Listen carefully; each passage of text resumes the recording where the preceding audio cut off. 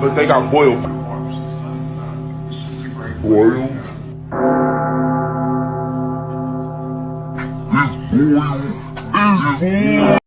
Hey guys, I'm back. If you're a returning viewer who doesn't know me or even comment, which you should, and you're wondering where I've been, I lost the large round nose bullet from the last video I made, christening the ship. Yay! Yay! I produced a vertical foregrip and jerry-rigged it, still anticipating on making another video, like a month ago. I got dragged halfway across the state, got dragged back. I printed another projectile, anticipating on making a video sooner, yet again. I had that fall through. I got busy, then I got sick, then I got dragged halfway across the state in the opposite direction of the first. I returned sick as well. I ran out of filament, and I maintained a busy schedule, but in that time, I 3D modeled some new projectiles and regained my motivation. So with new filament, I've printed new models, and I've also fixed that vertical foregrip that I mentioned just a few seconds ago. Introducing the round nose hollow point, modeled after the Lyman lead-casted Devastator. It's meant for a .44 Magnum gun. I modeled it without any grooves this time, just because I didn't feel like making it. It's a little bit of a tedious process, even to make crappy grooves, which I'm a master at doing. There is also a sister projectile to it, which is just a standard round nose bullet. It's similar to the one from the last video, except it has a full-bodied base, and it does not have any grooves. We also have a flat-nose semi-wadcutter hollow point based off of the spear half-jacketed hollow point semi-wadcutter. Repetitive, I know. We also have its sister bullet design, which is just a standard full-tipped flat-nose semi-wadcutter. We also have a boat-tailed spitzer bullet.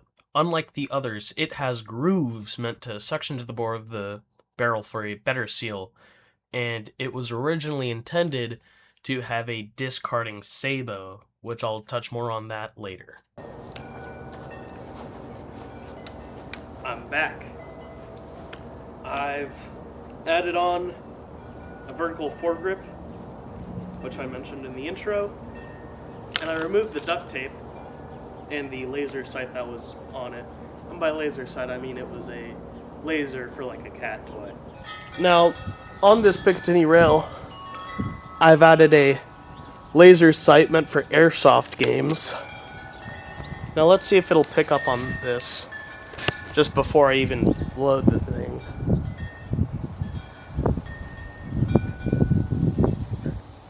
It's a little harder to see because I have a bunch of reflective yellow cans.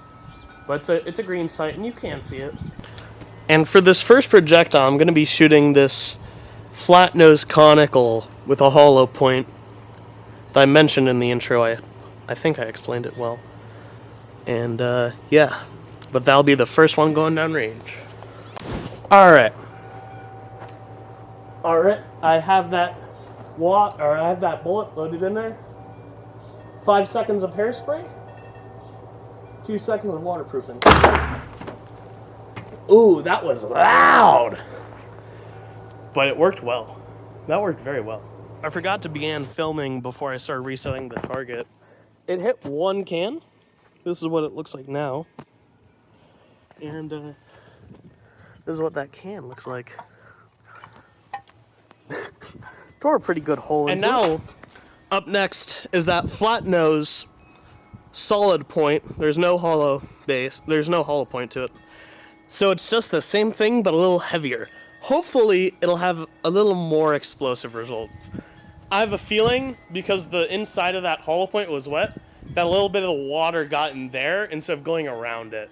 Which is kind of what I expected to happen, but yeah. Okay. Right, I'll load that up. On the account of how loud that last one is, and the fact that my ears began ringing, I'm going to Put some ear pro on. Let me find my laser sight. Alright, and this is 5 seconds. Hairspray. 2 of the waterproofing. Huh. It didn't fire. Well, it did, but it didn't fire well. I wonder why. And that's not sarcastic. Huh. I have a feeling that it didn't quite come out the barrel at such high speeds because it might have been a little too small. Like just a skosh too thin in diameter. I'll try to fix this now. I feel like I'm going schizo. Jesus Christ. On the other hand, okay, I think it's going away now. It's faked me out like that before, though. So, if one of my neighbors complained about a noise without, like, trying to talk to me first, I'm gonna be a little pissed. Because I'm a very approachable guy. Okay. So, while that airplane was making me paranoid, I changed my mind. So that flathead, I can't get it to stay inside of my barrel. I think it's just far too small. And the wadding paper I have, unless I do a full bottom wad, which I don't want to do, I'd rather just wrap it around in paper once and then use that basically as side wadding so it'll seal all the gas behind the bullet. I've decided to go along with moving on to the Lyman Devastator style round. Dude, are you kidding me? The helicopter's back. Fuck. Am I gonna have to do a blooper reel? I'll pull one of you guys about it. Okay. There you go.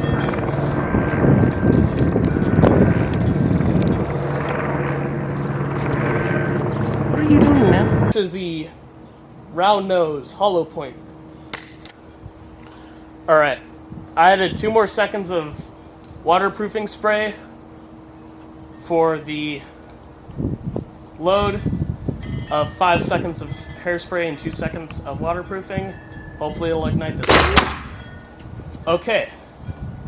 It was a lot quieter this time, but it did not hit my target, even though it was on sight. So that one was not underpowered. There's no way it was underpowered, but I believe it also just has a poor air seal. Alright. Now, the hollow point did not deform. It kept its shape, which is good. It's just a little scuffed up from hitting the dirt, but I think what I'm going to need to do is add a very thin layer of something, like a coating or maybe a tiny piece of paper, and just use that as like a permanent wad, because I think it just slides down the barrel too easy and it lets gas come around it. But it's not a super high amount of gas, which is weird. Alright, now I have that normal round nose loaded in, and I just didn't feel like recording its profile, because you guys basically saw it in the beginning. Completely missed underneath the cans. Interesting. Even though I was aiming at the cans. Now, this is my second to last new projectile. And by new, I mean it hasn't been fired before. This boat tail solid base spitzer. It's sharp, and it's basically just a rifle bullet. Alright, in this one I have 6 seconds of hairspray and 3 seconds of waterproofing. Okay, so now what I'm thinking, it's either too windy, hopefully as you can hear, or this projectile is too heavy and I just need to aim it up a little higher. But I will reshoot this one. I really want it to work. Alright. Just a little scuffed up is all. Its tip got a little damaged, but what can you expect? It's hitting a plywood sheet. It's not gonna necessarily go through. Yeah. Alright, this one I used a significantly stronger amount, which is about 7 seconds of hairspray, and then 4 of that waterproofing. Failure to fire. I now remember why I made that formula of 5 seconds of hairspray to a waterproofing agent, because when I overloaded it in an attempt to get a higher velocity, I basically just drowned it, and there's not enough oxygen to burn. I'm burning!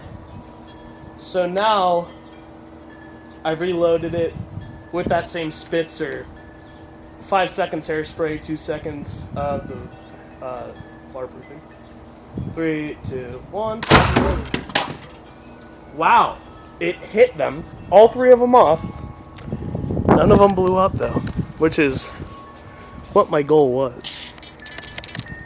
So this bounced off, landed there. This bounced off, landed here. Oh, it's under pressure, alright. It feels the pressure. Oh, this one too. Ooh. Ooh, this is the one that got hit, I think. Like, they got hit here and here, I think. Because there's a dent here and there's a dent there. This one honestly looks more messed up. Ooh.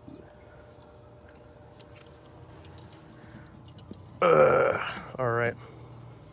Should I shoot again? Should I shoot again? Alright. Reloaded it. 5 seconds hairspray. 2 seconds of the waterproofing.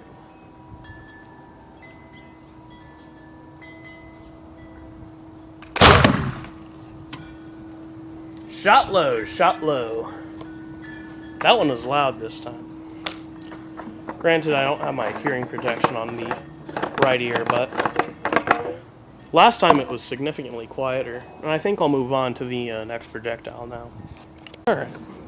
Now this next one is actually a failed spitzer bullet.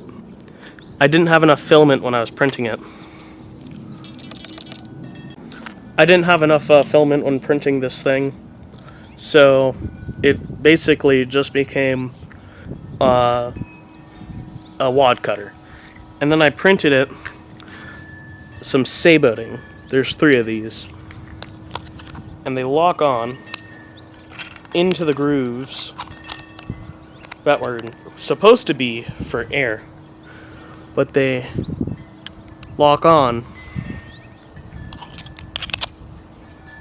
and become this, which is pretty neat. Loading that up now. So this is 5 seconds of hairspray, 2 seconds of the waterproofing. Oh yeah! That was good. That had very good results. Just time to find the pieces now. So back here we find the slug. You find one of the cans and one of the sabots.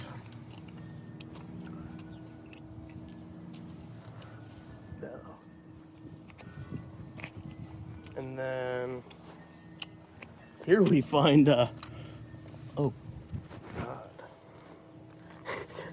a severely overpressured can. I don't even want to drop it in case it explodes. It didn't. Aha. And then up top we have one of these bad boys completely burst open. Now to find the sabot. Now, the goat.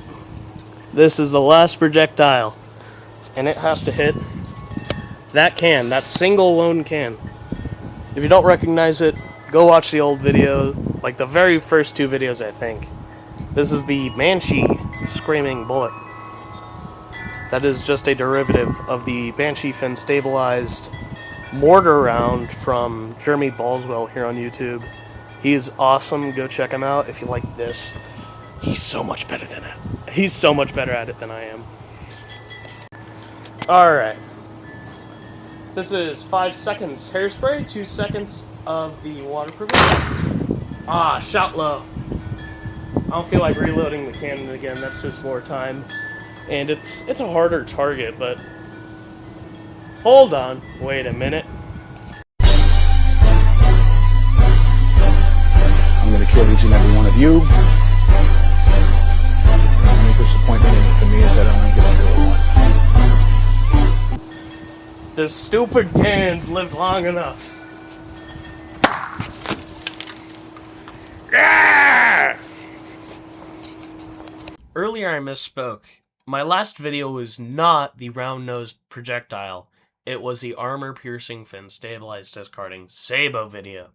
So earlier, if you refer back to videos, refer to the second one that I did previously. Now, the actual last video I did was the armor-piercing discarding sabot round. And if you recall that, I missed, if I recall correctly, and if you watched it and saw what I remember, it missed. And anyway, I decided to fire it on Sunday before I recorded any of this. And I just fired it directly at my backboard that I have.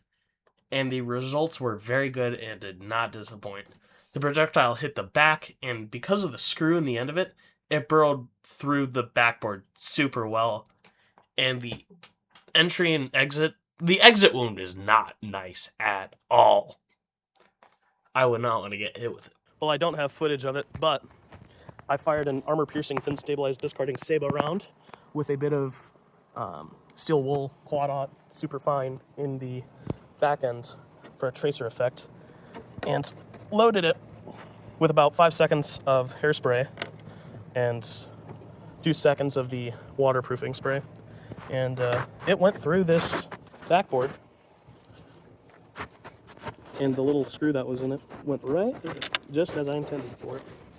But yeah, this round does pretty well once I have something that's not a cardboard box. And I didn't test it last time when I first made this backboard just because I didn't think to do so. You are not getting money back. Get out of my way. I have to scam more people. Thank